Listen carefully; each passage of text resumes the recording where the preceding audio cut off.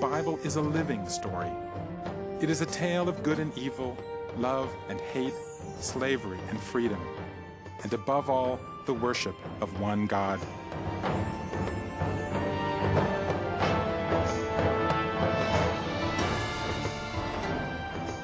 Join me now on a 10,000-mile adventure through the greatest story ever told.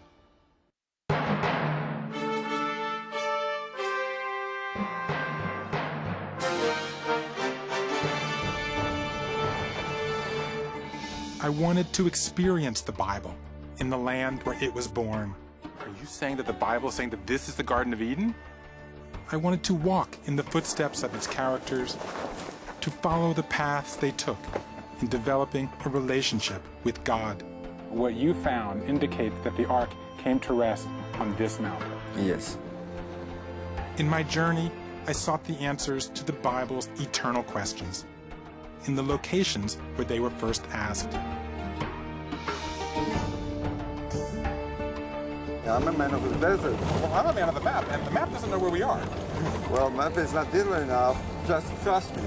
My quest began in the birthplace of civilization, the ancient rivers of Mesopotamia, where the Bible sets the story of creation. God said, "Let there be light," and there was light. My travels took me from the highest point in the Middle East, Mount Ararat, to the lowest point on Earth, the Dead Sea. So you got the pillar here, okay? You've got the sea there, and you've got this salty earth everywhere. Is this Sodom and Gomorrah? What I discovered is that here is where the Bible was born, its message inspired by the land from which it sprang.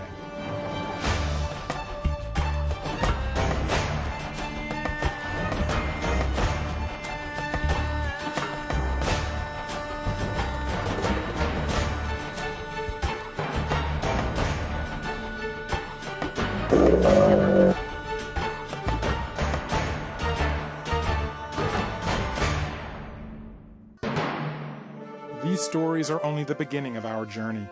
Our next adventure takes us to Egypt, to retrace the dramatic story of Abraham's great-grandson, Joseph.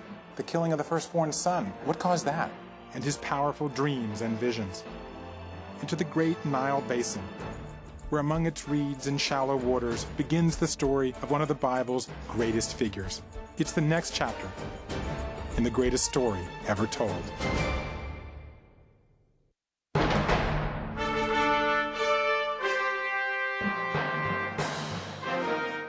Egypt, land of the pharaohs and of the Bible.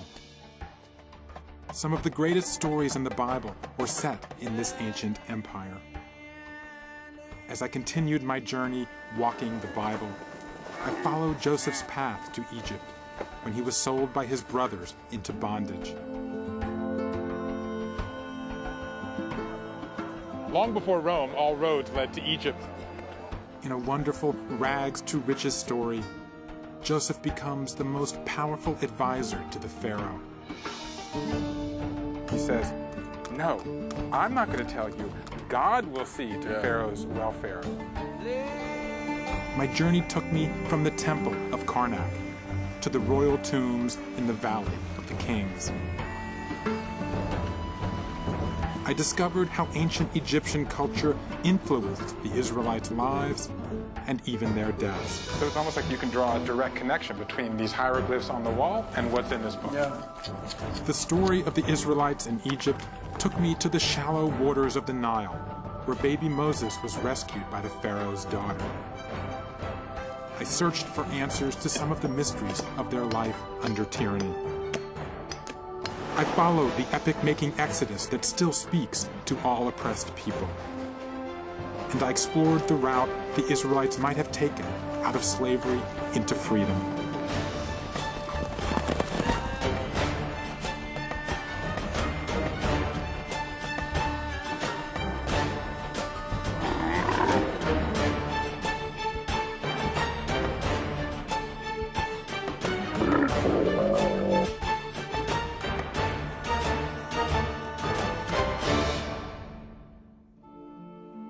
My journey through the Bible began in Mesopotamia. I climbed Mount Ararat in search of Noah's Ark and followed the path of Abraham. God promises Abraham that if he goes forth to the promised land, he will be rewarded with a great nation. Walking the Bible continues with Moses' epic 40-year journey through the barren wasteland of the Sinai Desert. It's a tale of survival, of a people's redemption, and above all, the story of how this vast desert proved to be a crucible of faith and the birthplace of a nation of God. It's the next chapter in the greatest story ever told.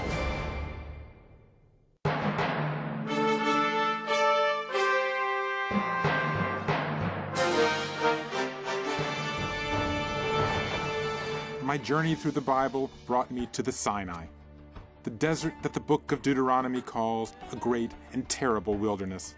Out here, you can't survive alone. How is it possible to imagine that this many millions of people could have lived here? I hope to trace the Israelites' 40-year odyssey out of slavery into freedom.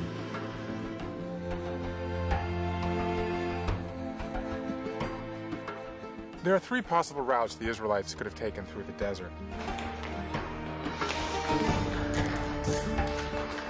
I wanted to experience how, after centuries of life in civilized Egypt, they learned to survive in an inhospitable terrain. When you taste it, do you feel like it's a gift from God?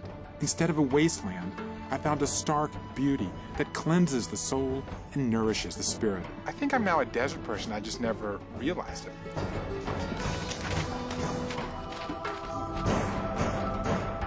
I visited St. Catherine's Monastery. I climbed one of the leading candidates from Mount Sinai, as Moses would have done when he received God's gift, the Ten Commandments. Sitting on this holy mountain, I can't help feeling the tug of that land.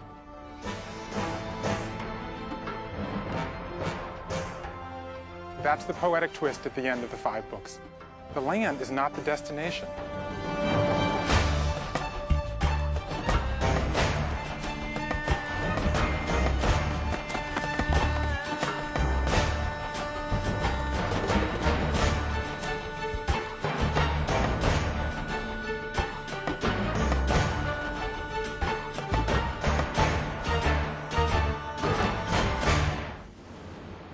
My journey through the Bible started in Mesopotamia with Genesis. Then I followed Joseph's path to Egypt.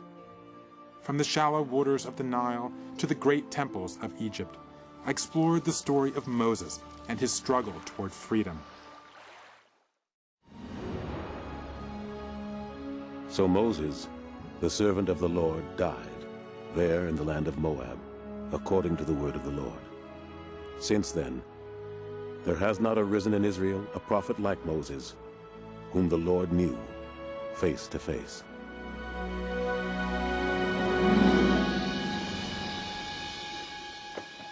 That's the poetic twist at the end of the 5 books. The land is not the destination.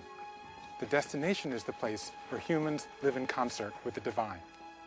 Moses wasn't looking at the land. He was looking where we should look. He was looking at God. When I first started on this journey, I was interested in scientific and archaeological questions. By the end, I had a much more spiritual journey, drawing closer to the Bible and entering the story myself.